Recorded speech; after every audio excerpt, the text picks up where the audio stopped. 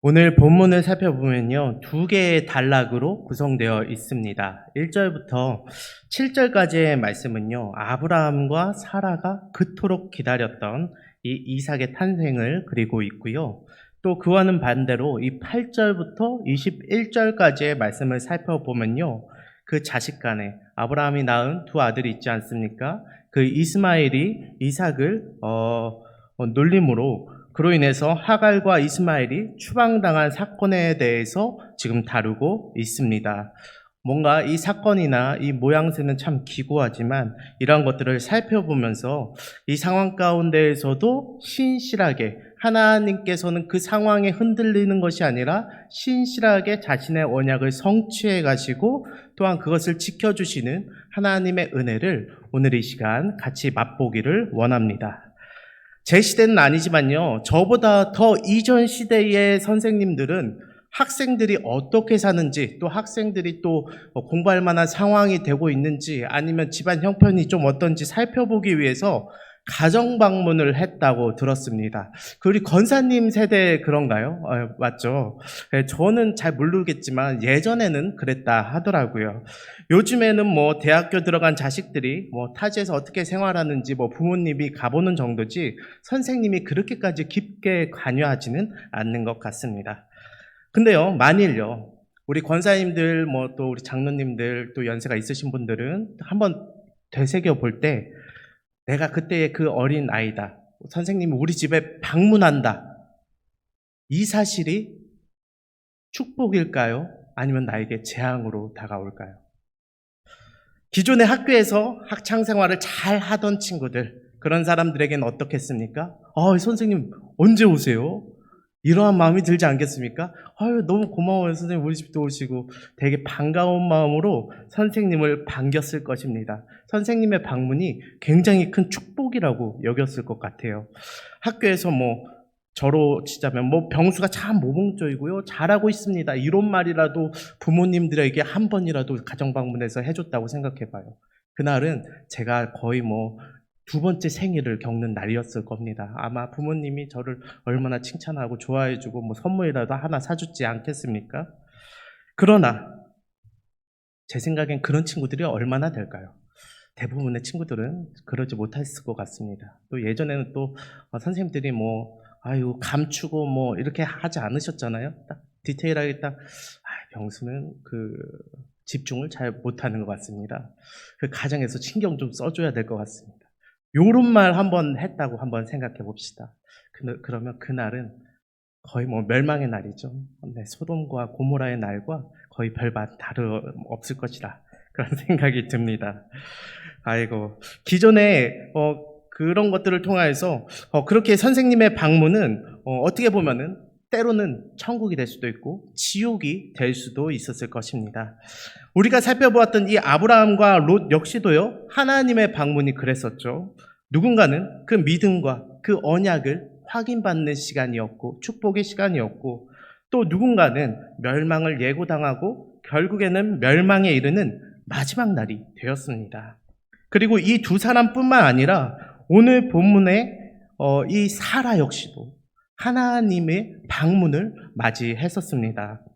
본문 1절에서 사라를 돌보셨고 사라에게 행하셨다라고 적혀 있는데, 사라를 돌보셨다 이 말은 히브리어로 방문했다라는 일반적인 의미를 가지고 있습니다. 그렇기 때문에 하나님께서 아브라함에게 방문하신 것은 아브라함만을 위해 방문하신 것이 아니라 이 사라에게도 분명히 방문하시고 돌보신 것이죠. 그분의 방문은 아브라함에게는 감사가 되었고, 그리고 사라에게는 웃음을 주었습니다. 사라가 처음에는요, 하나님의 이 말씀, 이것을 통해서 하나님의 말씀 가운데 비웃었어요. 그에겐 웃음은 웃음이었지만 비웃음이었습니다.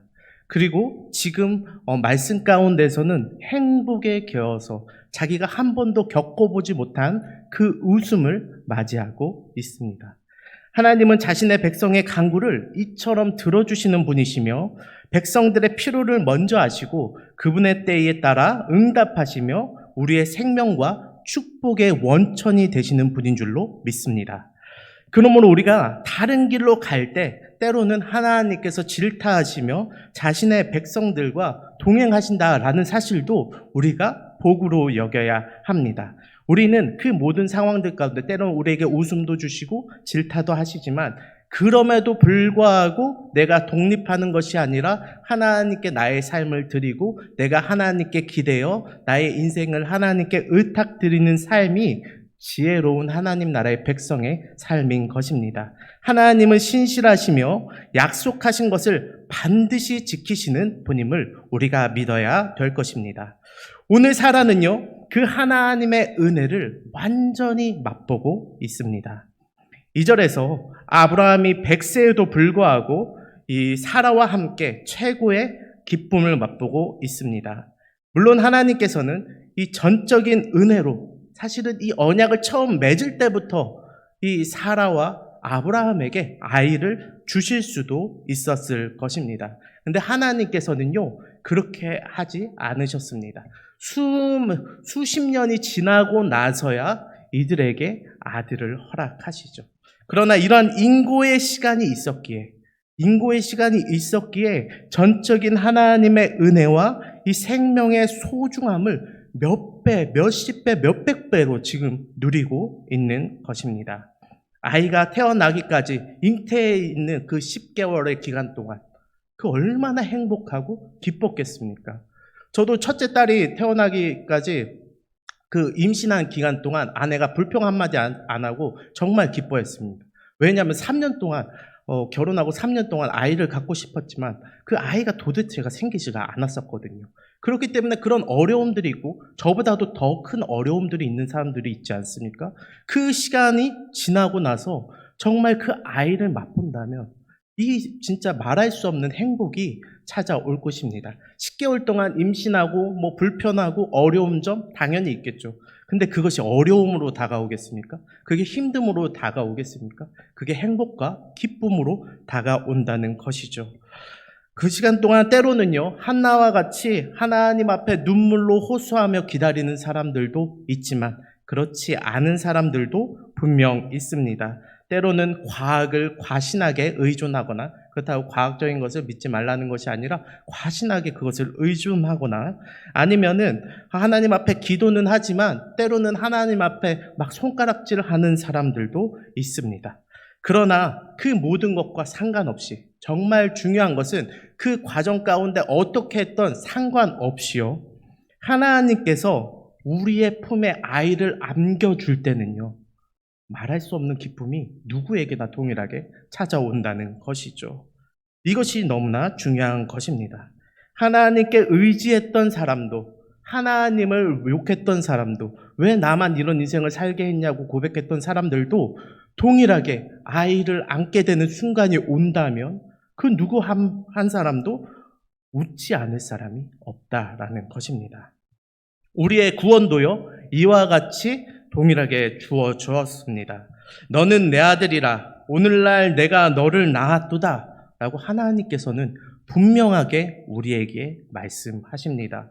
하나님께서는 해산의 그 고통으로 구원을 이루신 것입니다. 독생자 예수 그리스도를 이 땅 가운데 보내시고 십자가에서 모든 죄를 감당하게 하시고 죽게 하십니다. 그리고 부활함으로 그 구원을, 우리에게 주실 그 소망과 그 구원을 출산하게 하신 것이죠. 그렇기에 우리를 뭐라고 부르십니까? 자녀다. 너희는 내 자녀라고 부르고 계신 것입니다. 하나님께서는 아담이 죄로 타락하여서 그 구원을 이루기까지 그 수많은 시간 동안을 구원을 품고 계셨습니다. 구원을 품고 계셨지만 모두가 하나님의 마음을 그 시간 동안 알고 있었던 것은 아닙니다. 우리가 성경을 보아서 잘 알다시피 아는 사람도 있었고 또 모르는 사람들도 있었습니다. 또 알면서도 모르는 척하는 사람들도 있었고 또 하나님의 택한 백성이 아님에도 불구하고 그것을 믿고 의지하는 이방인들도 있었습니다. 그러나 우리의 인생사가 어떻든 하나님께서는 신실하게 그 구원을 출산하신 것이죠. 하나님께서는 이를 통하여서 분명히 우리들에게 이야기하시는데 이 구원이 절대적으로 하나님 속 안에 있다라는 것입니다. 우리가 잘하고 하나님이 택한 백성이 뭐 어떻게 잘하고 못하고에 따라서 구원이 주어진 게 아니라 절대적으로 하나님의 주권에 달려 있다라는 것을 분명하게 이야기하고 계십니다. 하지만 사라가 이삭을 통해서 웃게 된 것, 그것은 정말 큰 은혜고 기쁨입니다. 하지만 그로 인해서 오히려 큰 문제가 생깁니다. 그것은 바로 사라가 그 웃음을 절대적으로 지키려고 했다라는 것이죠.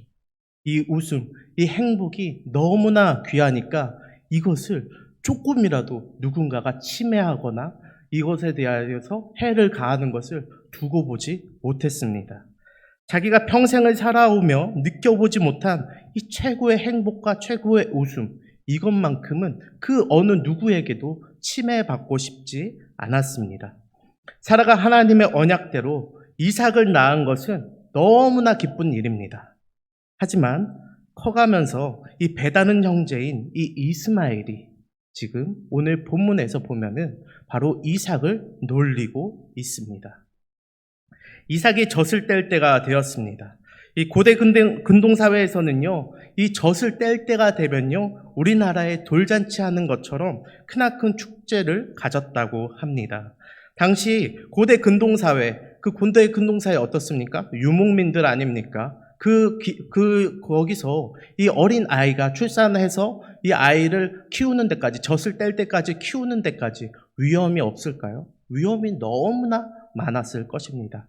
질병에 대한 것뿐만 아니라 또한 그 온도차도 굉장히 크고, 광야가 얼마나 그 온도차가 큽니까? 온도차도 크고, 정갈과 같은 그러한 유독한 그러한 곤충들도 있고 참 어려움이 있었을 것입니다. 그렇기에 이 아이가 젖을 뗄 때는 우리나라 옛날에 돌잔치 하는 것과 같이 굉장히 큰 축제를 벌였다고 합니다. 아브라함도 예외는 아니었습니다. 그런데 그렇게 가장 빛나고 좋은 그 자리에, 그렇게 너무나 누구나 웃고 있을 그 자리에서 이스마엘이 이삭을 괴롭히는 장면을 하필이면은 사라가 보게 됩니다. 사라는요, 자신의 아들을 괴롭힌 이 이스마엘과 더불어 이 하갈을 내쫓아 달라고 지금 아브라함에게 이야기하고 있는 것입니다. 여러분, 우리는 이 장면에서요, 사라의 이중적인 모습을 발견할 수가 있습니다. 우리 말씀 같이 읽어볼 텐데요. 21장 6절 말씀을 한 목소리로 읽어보도록 하겠습니다. 사라가 이르되 하나님이 나를 웃게 하시니 듣는 자가 다 나와 함께 웃으리로다. 아멘. 분명 사라는요, 그 기쁜 날에 어떻게 고백합니까? 하나님이 나를 웃게 했으니까 이 듣는 자가 다 나와 함께 웃을 것이다 라고 이야기하고 있습니다. 참 은혜 받은 자의 고백입니다. 하나님께서 우리에게 은혜를 허락하셨을 때 그 은혜가 얼마나 귀하고 내가 감추려고 해도 감춰지지가 않습니다. 우리가 은혜를 받으면. 그래서 그 은혜가 흘러 넘쳐서 다른 누군가에게까지 이게 흘러가 버리게 되는 것이죠. 하나님의 은혜를 받은 사람을 통하여서 그 은혜가 전도되어지는 것입니다. 그러나 그 고백과는 달리, 지금 그렇게 고백했던 이 사라의 고백과는 달리 막상 자신의 아들이 놀림당하니까, 자신의 행복이 침해당하니까 어떻게 행동합니까? 웃음이 전도되어지고 은혜가 전도되어지는 것이 아니라 자신에게서부터 그 은혜가 끊겨버립니다. 그리고 웃음이 아니라 정색을 해버리는 것이죠. 하나님께서 주신 그 웃음이 전달되어지지 못하고 그 은혜가 전달되어지지 못하고 도리어 나를 웃지 못하게 만들고 있는 것입니다. 하지만 사건의 발달은요, 사실 이 이스마엘이 놀린 것에 있지 않습니다. 그거보다 더 앞서서 이 사라의 불순종 가운데, 하나님을 믿지 못하는 모습 가운데서 이것이 발단되었습니다. 사실은 16장에서 그것이 드러나는데요. 16장에서 하나님께서는 분명 이 아브라함과 사라, 이 두 사람의 씨를 통해서 하나님의 언약 백성이 많아질 것이라고 분명히 약속하셨습니다. 하지만요, 사라는 어떻게 했습니까? 하나님의 이러한 말씀에 대해서 비웃었습니다. 하나님의 이러한 말씀에 대해서 비웃었고, 왜 비웃었냐면 현실적으로 불가능하다라는 것이죠. 하나님, 내 태가 끊어졌는데 무슨 아들입니까? 무슨 자식입니까? 비웃었습니다. 그렇기에 이 사라는 자신의 생각과 자신의 뜻으로 하나님의 언약을 이루어가려고 했습니다. 하나님의 전적인 그 역사하심을 자기의 노력과 열심과 계획으로 끼워 맞추려고 했던 것이죠. 그렇기에 이집트에서 태어나서 이집트 여인인 이 하갈을 여종으로 들여서 첩으로 삼습니다. 좀 더 적나라하게 표현하자면 이 하갈은 씨바지였습니다. 당시엔 이 같은 일이 불법은 아니었습니다. 대를 잇는 것이요, 너무나 중요한 사회였기 때문에 그렇습니다. 하지만 사라는 하나님을 반드시 믿었어야 했습니다. 하나님께서 도리어 반대의 상황에서도 자신을 지켜줬던 그 기억을 살려서, 이집트에서 자신을 지켜줬던 그 기억을 살려서 하나님을 의지해야만 했습니다. 이전에 기근으로 인해서 이집트로 아브라함과 사라가 피신했을 때 어떤 일이 있었습니까? 이집트 왕이 사라를 자신의 아내로 삼고자 데려갔었습니다. 그때에 이집트 왕에게 재앙까지 내려가면서 하나님께서는 거기서 이 사라를 구원해 내셨습니다. 그들이 이집트로 향했던 이유도 무엇입니까? 하나님께서 가나안에 있으라고 했는데 가나안 거민들이 무서웠고, 그래서 피해 가다 보니까 그곳에서 기근을 만나고, 기근을 못 견디겠으니까 하나님의 말씀을 저버리고 간 애굽인데 벌을 받아도 마땅한데, 하나님은 아브라함과 사라에게 약속한 것이 있기 때문에, 약속한 그 언약이 있기 때문에 그 땅 가운데 재앙까지 내려가면서 그들을 구원해 내신 것이죠. 사라는 이러한 하나님의 구원을 맛보았던 것을 분명히 기억해야 했습니다. 초월적인 하나님의 역사하심 아닙니까? 그것을 믿고 기다리면서 그 언약을 자기가 맛보면 되었을 텐데, 가나안 땅에서 산 지 10년째가 되던 때에 사라는 자신의 힘과 능력으로 하나님의 언약을 이루려 합니다. 이집트 사람 하갈을 여종으로, 첩으로, 씨바지로 데려온 것입니다. 창세기 16장 2절을 보면요, 사라가 이러한 행동을 한 것이 하나님의 언약을 불신하는 모습이었다는 것을 분명하게 드러내주는 말이 있습니다. 사라가 여종 하갈을 아브라함에게 들어가게 할 때에, 아브라함과 동침시키게 할 때에 했던 말이 있습니다. 그 말이 무엇이냐면, 여호와께서 내게 출산을 허락하지 않았다 라고 이야기합니다. 하나님께서는 그런 말을 한 적이 없습니다. 하지만 그냥 자기 자신을 자기가 쳐다보면서 자기의 늙은 모습과 자신의 태가 끊긴 모습과 자기의 현실만을 바라보면서 하나님의 언약을 바라보지 못하고 자신이 그렇게 여긴 것이었죠. 그로 인해서 이러한 일들이 시작되어진 것입니다. 이 사라 역시 처음부터 이러려고 그런 것은 아닐 겁니다.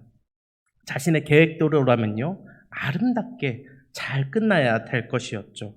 하갈이 자신에게 최선을 다하면서, 여종으로서의 최선을 다하면서 그 씨바지 역할을 잘 감당하기를 원했고, 그리고 그 아들을 잘 낳아주면 나에게 잘 전달해주고 떠나거나 아니면 다시금 여종으로서 잘 남아있기를, 더 이상 내 아들이라고 생각하지 않고 간섭하지 않고 잘 남아있기를 아마도 계획했던 것 같습니다.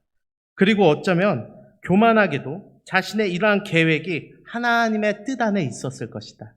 내 이 계획까지도 하나님의 뜻 안에 있어서 내가 이러한 것을 했던 것을 하나님이 칭찬해 주지는 않았을까. 이러한 고민도 혹시나 했을지도 모르겠습니다. 그러나 하갈은 어떻게 합니까? 아브라함에게로 들어갔고 이스마엘을 임신합니다. 그리고 본인이 임신했다는 그 사실을 깨닫는 순간 태도가 돌변합니다.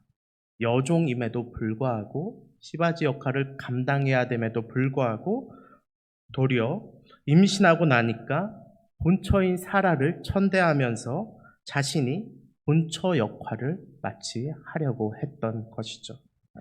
사라의 계획은 완전히 물거품이 되어 버렸습니다. 아니, 완전히 꼬여 버렸습니다. 그는 아브라함에게 자신이 당한 수치를 고백합니다. 의로운 아브라함은 사라에게 당신의 여종이니 당신이 원하는 대로 행하라 라고 이야기합니다. 그리고 사라는 하갈에게 해서는 안 될 짓을 하는데 하갈을 학대합니다. 창세기 16장 6절에 보면 그렇게 적혀 있습니다. 이 아무리 고대 사회라 하더라도 그 시대의 그 중동 사회라 하더라도 임신한 여인을 학대한다.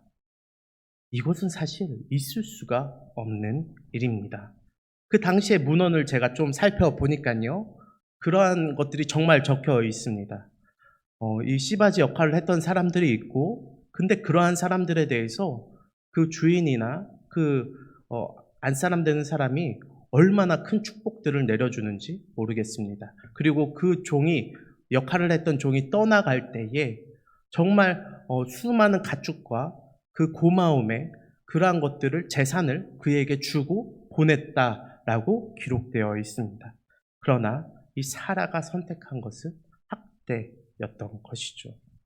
더군다나 하나님의 택함 받은 자가 더욱더 그래서는 안 됐을 것입니다.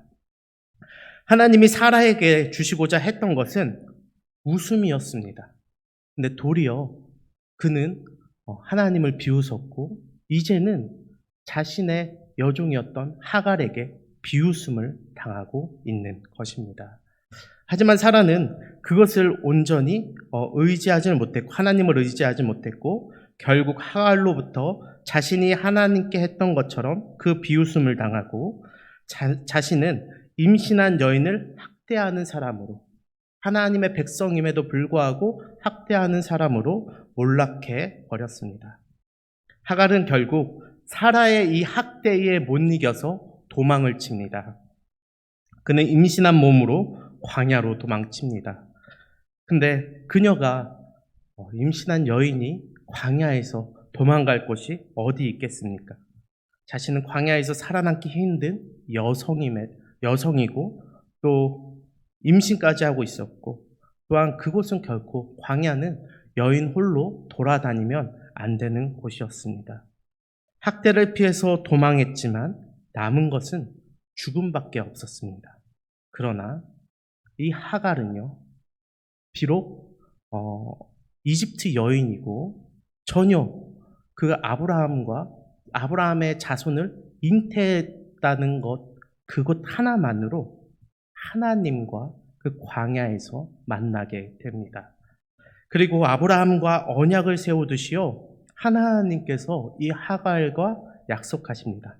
내 씨를 크게 번성하여 그 수가 많아 셀 수 없게 하리라 라고 하시면서 마치 아브라함과 언약을 세우듯 이 하갈과 그 언약을 세우는 것이죠. 그리고 하갈에게 돌아가서 그 주인에게 복종하라 라고 이야기합니다. 그때에 하갈이 그 하나님을 바라보고 그 주인에게로 돌아가서 복종하게 됩니다. 그녀가 이렇게 하나님의 은혜를 누릴 수 있었던 이유는 두 가지입니다. 먼저는 그녀의 씨가 언약 자손이었던 아브라함과 관계되어 있다는 사실입니다. 하나님께서는 아브라함과 언약을 세우실 때에 이 아브라함과 관계된 모든 자들을 축복하게 해주시겠다. 거기에 있는 종들까지도 축복하시겠다고 분명히 약속하셨기 때문에 그렇습니다. 둘째는 그녀의 고통을, 결국 그렇게 관계된 하나님의 백성된 이 여종 하갈의 그 고통을 하나님께서는 못 본 척하지 않으십니다. 비록 이집트인의 여종이며 쫓겨나기까지 했지만 하나님께서는 그를 쫓아내지 않으셨습니다. 그 역시 이미 하나님의 택한 백성입니다. 그 여인의 그 고통까지도 하나님은 들어주십니다. 백성의 고통을 하나님은 두고 보지 않으시고 이스마엘, 너의 아들을 이스마엘이라고 해라. 이름을 지어주십니다. 이스마엘이라는 뜻은 고통을 들으셨다라는 뜻이고, 그리고 그것에 대해서 이 하갈은 감격해서 그 샘이 옆에 있었는데 그 샘의 이름을 부엘라 헤로이라고 합니다. 살아계셔서 나를 지켜보셨다. 아, 하나님이라는 분이 살아계시는구나. 이 아브라함의 입술을 통해서 그냥 그렇게만 들려오던 것이 아니라 이 하나님이라는 분이 살아계셔서 나를 지켜보고 계시구나. 거기서 하갈은 고백하고 있는 것이죠. 그랬던 그녀가 지금 20절에 와서 20장에 와서 그 이삭이 젖될 때에 다시 한번 이 문제가 생겨나게 되는 것입니다. 이삭이 젖될 때에 그 축복이 있고 그 잔치 가운데서 이스마엘이 이 눌림으로 인해서 결국에는 다시금 하갈과 이스마엘이 쫓겨나게 됩니다. 오늘 본문 14절에 보면요, 아침 일찍이 일어나 떡과 물 한 가죽 부대만 주고 그리고 나서 떠나가게 됩니다.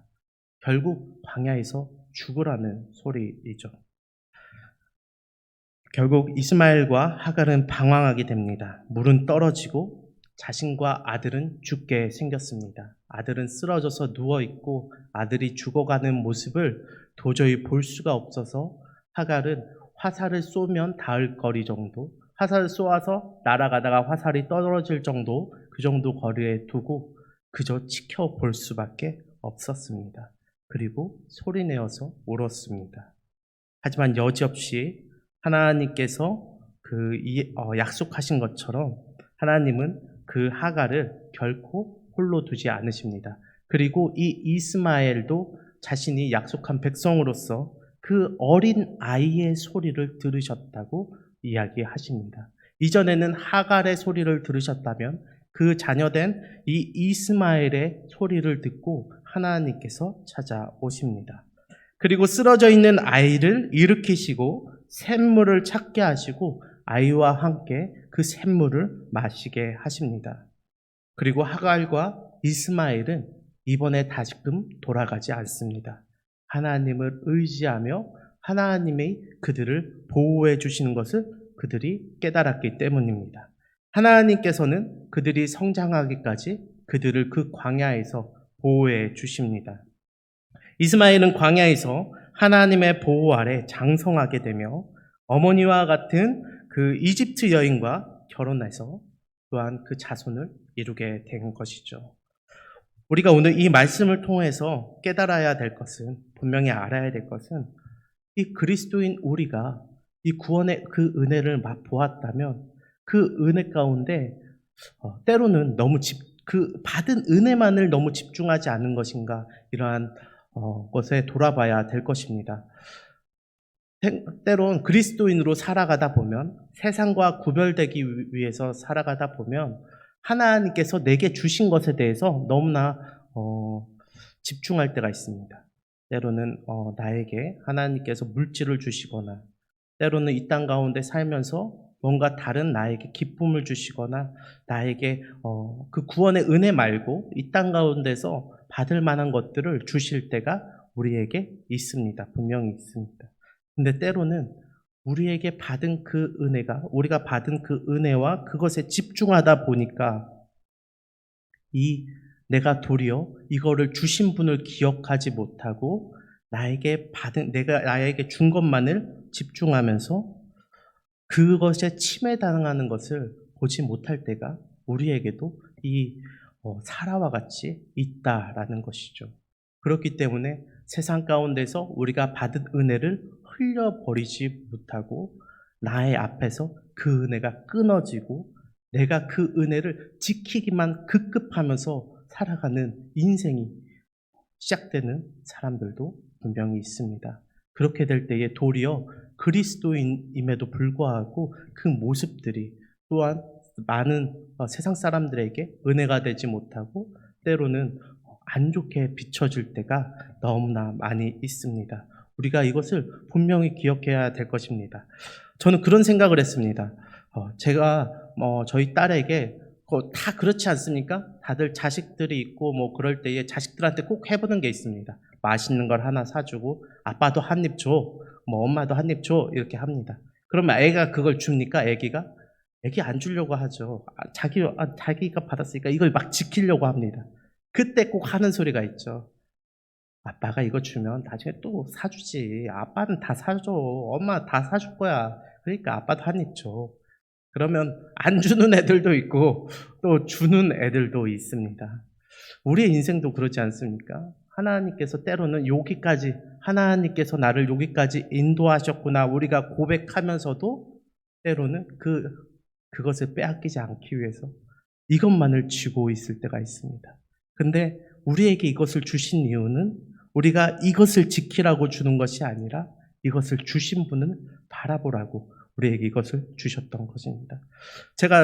저도 어떻게 보면 이 사라의 그 마음을 많이 느낄 수 있었던 것이 제가 한 이틀 전에 저도 아들을 출산하게 되어서 아들을 안게 되었습니다.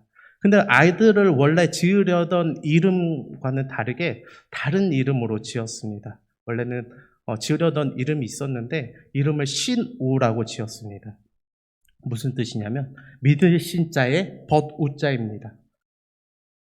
그 애가 자라나면서 믿을 수 있는 친구, 바로 예수 그리스도만을 바라보라고 저도 그렇게 이름을 지었습니다.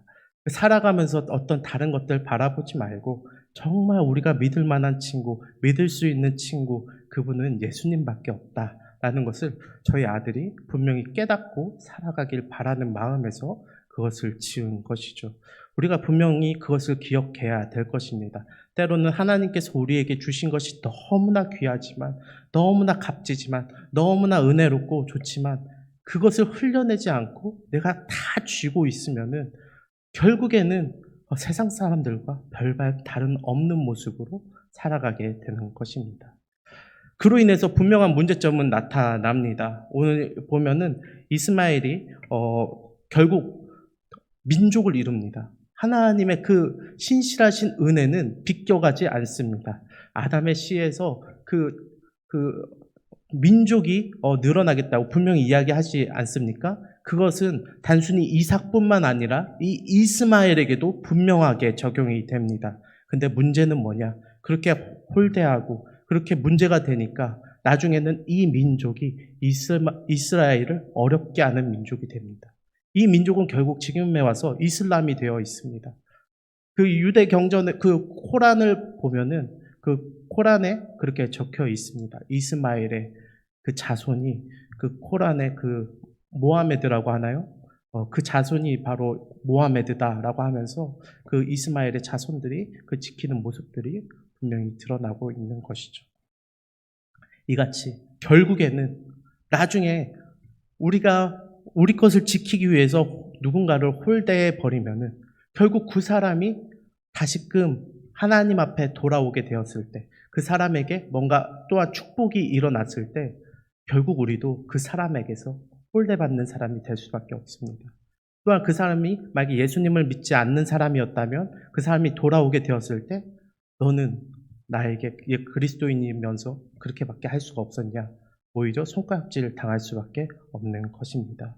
우리가 이 같은 것을 기억하며 때로는 우리의 삶 가운데 주신 하나님의 은혜가 복이 너무나 귀하지만 그것보다도 그것을 주신 분이 누구인가, 우리를 구원하신 그분이 누구인가, 우리가 그분을 바라보며 우리에게 주신 그 복을 흘려낼 때에 하나님께서는 분명히 더 큰 은혜와 더 큰 복으로 함께 하신다는 사실을 기억하며 살아가시기를 진심으로 바라고 기도합니다. 자, 기도하도록 하겠습니다.